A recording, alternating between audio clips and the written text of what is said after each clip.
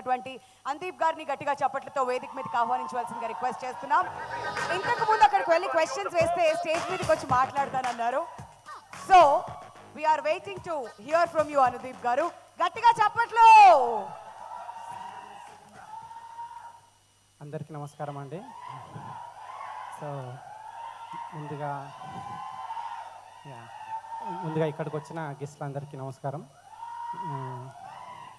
ఎప్పటికప్పుడు వైవిధ్యభరితమైన సినిమాలు చేస్తున్న శ్రీ విష్ణు గారికి ఈ సినిమా మీ గెటప్ చాలా బాగుందండి. గెటప్ కానీ ఇది కానీ ఈ సినిమా మరో హిట్ కావాలని, మళ్ళీ హసిత్ గోలి గారు రాజరాజ చౌర తర్వాత మళ్ళీ ఇంకో సక్సెస్ కావాలని, రీతు వర్మ గారికి దక్షకి ఆల్ ద బెస్ట్ చెప్తాను నేను.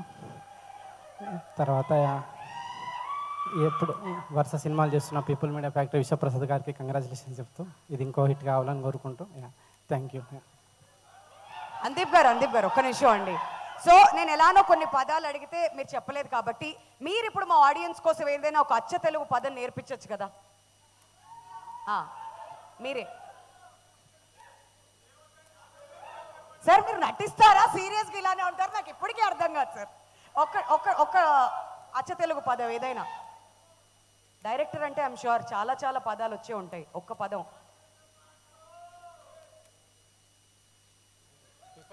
మళ్ళీ ప్రిపేర్ అయ్యి వస్తారు. సరే ఇంకొక క్వశ్చన్. ఇంతకుముందు మేము జనరేషన్స్ గురించి అడుగుతూ ఉన్నాం కాబట్టి ఇప్పుడు మీకు ఎన్ని జనరేషన్స్ గుర్తున్నాయో ఒకసారి తెలుసుకుందాం అనే ఒక ప్రయత్నం చేస్తున్నాం. మీ నాన్నగారి పేరు? విశ్వనాథ్ గారు. ఓకే, వాళ్ళ నాన్నగారి పేరు అంటే మీ తాతగారి పేరు? చాలా మంది రైటర్స్ కూర్చుని ఉన్నారు ఇక్కడ.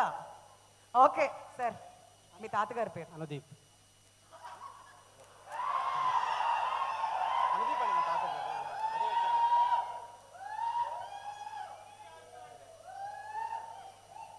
ఓకే, వాళ్ళ నాన్నగారి పేరు మళ్ళీ విశ్వనాథ్ గారు అని మాత్రం చెప్పకండి చెప్తున్నా. సందీప్.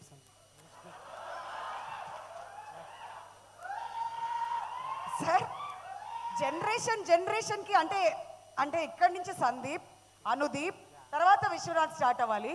విశ్వనాథ్ స్టార్ట్ అయింది, తర్వాత అనుదీప్ వచ్చింది, తర్వాత సందీప్. ఓకే, బానే ఉంది. అక్కడ మళ్ళీ వాళ్ళ ఫాదర్ పేరు తెలియదని చెప్పేసి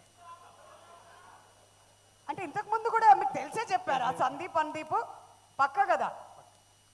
చాలా ఇన్నోసెంట్ గా చెప్పారు. ఏంటో సరే సార్, థ్యాంక్ యూ సో